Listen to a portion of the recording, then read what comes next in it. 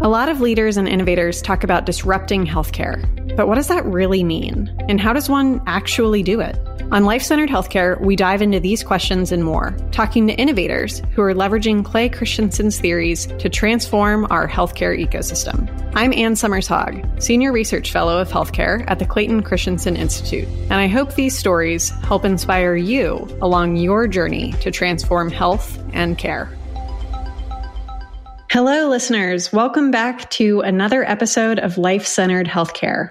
Today, we'll talk about the drivers of health and the fact that while they play a significant role in health outcomes, most existing healthcare business models aren't equipped to address them. Now, this will be a two-part episode, and today we'll talk to an innovator who has built a new model to address the drivers of health. And then in part two, we'll speak to an incumbent transforming their business to better address drivers of health. Wherever you are in your drivers of health journey, you can learn from both of these perspectives. And I am thrilled to welcome Minnie Kahlon to the show today. She is a founding vice dean of Dell Medical School, the founder and director of Factor Health, and an associate professor in the Department of Population Health. Minnie has her PhD in neuroscience, was previously the CIO at UCSF's Clinical and Translational Science Institute, and is an award-winning technology leader. She is among the most forward-thinking innovators I know, and you will be sure to learn a lot from what she shares today. So without further ado, I'll turn it over to Minnie to share more with you about her health-focused approach at Factor Health. Minnie, I like to start with why. Could you tell our listeners why you founded Factor Health and your vision for what it will accomplish? Thanks, Ann Summers. I'd love to. So I've been immersed in health system transformation work for more than a decade and have been able to see what's possible, the improvements we're making from within the system.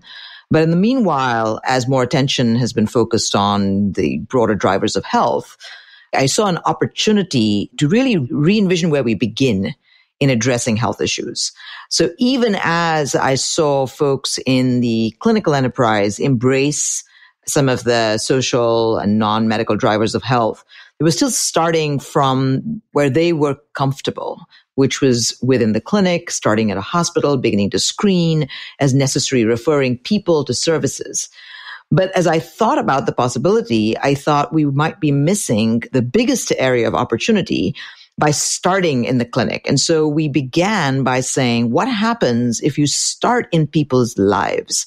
What happens if you start sort of in the rhythm of the life of a mother and her child and ask, in that rhythm of life, how best to support the mother in driving health for her child, or how best to support the child, or how best to support someone who is homebound and has a lot of medical risk factors as well as social risk factors. Do we wait for them to show up at the hospital, or can we meet them where they are and sort of design around that first, and then as necessary, refer back to the clinic so that they are then able to get the expert professional help they need when they need it. I love how you talk about re-envisioning where you begin and really grounding the opportunity in people's lives. I think you said the rhythm of people's lives and really designing around where people are first and then going back to the clinic if that's necessary. So I love how you've really flipped the healthcare frame from starting with the traditional supply side, what healthcare is providing, starting in the clinic, to really grounding your offering in demand. Now, you've built a unique business model with Factor Health, which you and your team built from scratch. What is it about your structure that separates you from other non-clinical health organizations in the market? The first thing just for us to come to grips with, of course, is that we're talking about a business model within a market that's really not been created yet. So whatever we're doing has to embrace the fact that the value propositions aren't clear, that the payer, the customer, in some level, is not clear about what they're actually going to get, let alone the mechanisms to purchase. Consumers, on the other hand, definitely know what they want, but they're not used to a health system actually giving them what they want necessarily, just telling them what to do and then waiting for things to get worse. So as we designed our business model, we took those two things into consideration. And so in our business model, we focus both on the customer, on the payer, which is primarily healthcare insurance. And we actually start with them, not because they're the most important, the person we're serving is, but recognizing that the market was still to be developed. We wanted to be really clear about the major pain points that healthcare payers have, so that knowing that they would have to go through considerable hurdles to pay for a novel kind of solution, we would begin by solving some of their hardest problems so that they would be more motivated than not to actually pay in the future. So we start with the payer. We make sure we understand their interests in terms of populations, conditions, and timelines, which is a really big deal. So how fast do they need results? Then we go back to the opportunity space and we look at the science and the literature and the evidence, and we take a really pragmatic lens around what we think is actually doable. What are the areas of opportunity? And we sort of go back and forth. And then once we come to an understanding of an area, a condition and a population for which the healthcare payer is really feeling strapped. So they would actually do more than they normally do to put effort into paying for a solution. Then we think about the people that are affected by that condition. And then we actually stop thinking about the payer or the customer in a sense, and we think about the consumer. And then we really design around the consumer's interests. And what that means in the world of drivers of health is that we don't come to a problem saying we're a food solution for a person, or we're an alternate workforce, a community health worker solution, or we are a physical activity or behavioral incentives or financial incentives solution. Instead, we think about all the pieces that are necessary to meet the person where they're at, and then we stitch all of those together. Getting some of the parts of the solution from existing providers where that's available, and other parts of the solution, designing them ourselves if that is in fact what's necessary. I love the multifaceted approach in how you are grounding your value proposition, both in what the customers need, like you said, predominantly the payers in this situation, and what the consumers need. And in healthcare, unlike other industries, it's so critical to design around both, and so few business models do. So it's fascinating how you've done that. And actually, as you were talking, I was thinking, wow, if I still worked in industry, I'd want to go work for Mini. Just in how you really do align the business model, just as the theory says you should, to have an effective value proposition. And I loved what you said about you design around the consumer's interest. It's not about coming at the problem with, here's a solution around food, or here's a solution around community health workers, but really doing the deep work to understand what's the progress those people are seeking to make. And then how can you craft a solution that addresses their needs as well as the payer's main pain point? Another thing I'd love to hear you talk more about is some of the health outcomes that you're most proud of that have resulted from this model. Now, for listeners' awareness, Factor Health is fairly new. You have not been around for tens of years, and you're a relatively new model that launched right amidst the pandemic. So could you talk about some of the outcomes that you've achieved in a fairly short amount of time? I'd love to. What a great invitation to talk about some of the results that we're most proud of. So let me start with some of the best work comes about serendipitously. And in fact, we were beginning a meals program in spring of 2020 and in March of 2020, actually. And just as we were supposed to begin a meals program for people with diabetes, which we are now doing in a different format, the pandemic struck. And the very people we wanted to serve became even more isolated than before. And these were clients of our local Meals on Wheels of Central Texas, a great partner organization of ours. And they had to huddle and start creating new ways to support the people they were supporting. And we had an opportunity, we had to pause the meals program, but we had an opportunity to sit back and think about the needs of the people we were serving, realizing now conditions like loneliness and isolation might be even more of a problem to sort of tackle than before. And we had been thinking previously about the role of human connection and empathy in a world where we were reaching people outside the clinic. And we then took some of those ideas and very rapidly through April designed a totally novel program. And I'm really proud actually about the timeline of doing this kind of sort of program design, implementation, a clinical trial, results. So we started in April, and the results I'm going to talk to you about were published in February of the following year. And that, if anyone who does clinical trials knows, that's kind of crazy talk. And they were published in JAMA Psychiatry, so really well, really well recognized, peer-reviewed publication. I'm really proud of the science. here's what happened. We went in and we took the person's viewpoint, right? Just as I said, the consumer's viewpoint. We thought about how to serve them with connection and empathy. We used the telephone because we were not going to be entering their homes to set up video terminals. It turned out it was the best thing we could have done. Most of the work that we compare ourselves to still does video tele-engagements, and ours is just using the telephone. And we found people that were passionate. In this case, they were mostly students, 17 to 23-year-olds that were passionate about giving back, concerned about people in their community. And we ended up with about 15 to 16 of these wonderful volunteers. We paid them a stipend eventually for their time. And they took on each a panel of about 6 to 9 people. And we put a telephone call-based, empathy-focused program in place where, again, thinking about the person at the end defined every part of the program. So, for example, if we're going to be reaching out to people, we wanted the people we were reaching out to, decide what they wanted to talk about, how long they wanted to talk, when they wanted to be called, even things like the frequency of calls, which usually when you design a trial, you think that the dosage is, the number of telephone calls. And instead, after the first week, we let people decide if they wanted 5 telephone calls a week or if they wanted 2 or 3. And we believe that giving people that agency is also a big part of the solution. And so we implemented a randomized controlled trial where we compared what happened with those that received our program versus those that didn't. And we found definitely effects on loneliness, on some standard scales of loneliness, as we expected within 4 weeks. But what really surprised us was the degree of effect we had on some clinical measures of symptoms of depression and anxiety. And those were really important because those are measures that our healthcare payers do respond to. And so those large influences on depression and anxiety really caught the attention of a lot of folks when the paper eventually came out in 2021. And we are now building on that in the midst of what I think is going to be a really exciting results from a trial where we kind of double down on the mental health effects, but ask, can we increase the value proposition further by using mental health as an entry into supporting people with chronic conditions? In our case, it's unmanaged diabetes.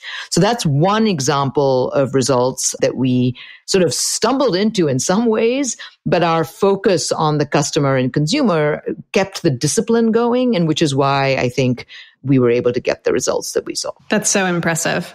And I know one thing that listeners are probably wondering after, how do I replicate this, is how did you pay for this effort? So in thinking about the business model, you talked about the value proposition of focusing on both the consumer and the customer. When you talked about how you executed it, you covered the resources that you leveraged. So the phone was critical as opposed to the virtual video that many others are using. The passionate students were another critical resource. And then I believe we have talked about before how some training was done for those callers so that they were well-versed in listening and empathetic conversations. And so as I think about the 4 components of the business model, I'm wondering about the profit formula. So could you talk a little bit about how the study was paid for?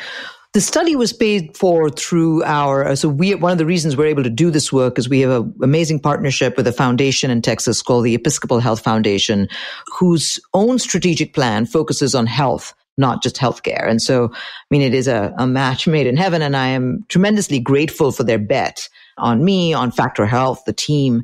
So they help to de-risk this work by supporting the program definition and also, most importantly, allowing us to be flexible. Can you imagine if we had an NIH grant, we would not have been able to pivot in the way we did from March to April and deliver the results that we did. And so the addition of foundations are another funder that we have for our youth program is the Michael and Susan Dell Foundation. These foundations really end up providing the risk buffer for testing these out. Now we're looking at who pays for it, and I'll tell you what the models look like and what conditions look like. So just for mental health, and one area of great interest is for maternal health, where not only are there challenging issues on postpartum depression, but turns out not many have really looked at the impact of and resolution of mental health issues during pregnancy itself. So even before giving birth, and then how that, if you can improve mental health before giving birth, how does that impact postpartum depression. And so that's an area of great interest where we have ACOs and some Medicaid plans that are very interested in deploying this kind of talented layperson approach to manage the mental health, in this case for maternal and infant outcomes. So that's one. The other place, another sort of model for implementing it is through FQHCs or other clinic systems. Now, as long as their payment mechanism incentivizes results rather than the number of visits per se. And so that's another line of interest where they are already talking to see how we can implement this at scale.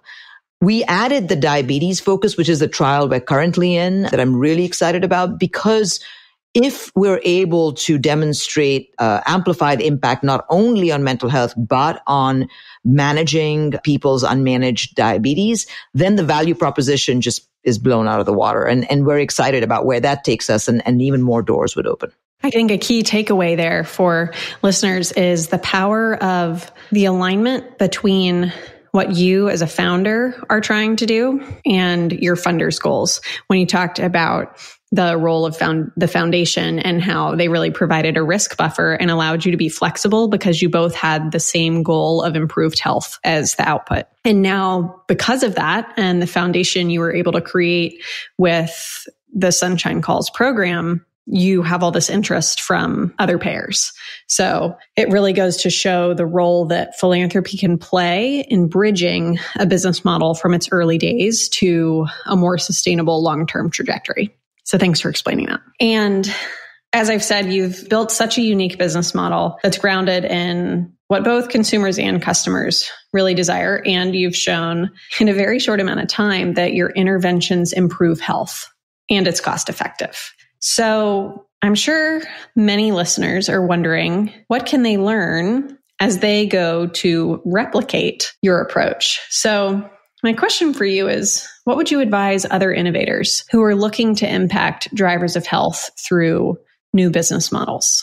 Thanks, Ann Summers. The first piece is really the piece you emphasized when we began, which is in order to solve a problem, start with a problem, which sounds so obvious, but I think we just don't do that enough. In addition, in this space, you've got to solve the problem based on specific perspectives and then kind of do a dance around those to settle on something that serves multiple different customers. You have the paying customer, maybe an insurer. You have people, the consumers who are also paying customers because they pay with their health, in effect. And then because these are emerging areas, so some of the work we're doing, for example, is in early kidney disease. When we look at the effect of produce on albuminaria, there the science is still developing, for example. And so I think actually one of our major customers is the scientific field in general. So they need evidence in a certain way so that others can then build on the research and continue to push these sort of scientific ideas out. So really it's important to think about all of the people that have problems to be solved that all come together in the service of improving health. So that's the first thing I would say is think of everyone involved in the problem and don't try to average those out, but put yourself in the shoes of the people whose problems you're solving. Another group, by the way, are the potential deliverers of the future, providers of the future. They have problems to solve as well. So that's the first thing I would say. And then the second is definitely look at the science, take a pragmatic lens on how to review evidence, convince yourself that something can actually work in the timeframes of interest. A lot of things that we believe in are true generally speaking, but when you apply them to the timeframes or the settings of interest, you might question it a little bit more, which doesn't mean that they may not be true in the future, but it exposes you to the questions that remain to be answered. So that's another one. And then thirdly, we are ourselves always open to people reaching out and on our work, share as much as we can about the elements of our work that we believe made our work successful. We have projects. One of the other pieces of results that I didn't talk about was around influencing child diet by supporting caregivers and parents. We have a lot of food-based work as well, all of which we'd love to share information about with like-minded folks. Awesome. To that end, what is the best way for our listeners to learn more about your work at Factor Health that you didn't cover today, or to connect with you if they are working in similar spaces and have learnings to share? I think one of the best ways to get in touch is just search for Minnie Kahlon at Dell Medical School on Google. You'll find me. My email address is public, but it's mkahlon@austin.utexas.edu. You can look for me on LinkedIn or on Twitter at mkahlon, MKAHLON, and then get in touch. Thank you so much, Minnie. Thank you for coming to share the story of Factor Health, your incredible business model that you've built and the outcomes that you've achieved. A couple of the things that you said really stood out to me, and I'll recap those for our listeners now. To solve a problem, start with the problem. It's not something we do enough of. And make sure that you're involving everyone in the problem, not averaging them out, but really putting yourself in the shoes of those who you are seeking to serve. You mentioned the importance of starting with the science and identifying the gaps and the questions to be answered. And I'll leave listeners with your comment around the importance of connecting and collaborating with others to make progress. So, Minnie, you truly practice what you preach, and thank you so much, not only for sharing the great work of Factor Health, but for launching it and growing it, and for the impact that you are making. Thank you, Ann Summers. That was a great summary. I need to record it for myself. Well, luckily you'll have it on this podcast. So there you go. Thank you so much, Minnie. Really, really appreciate your time.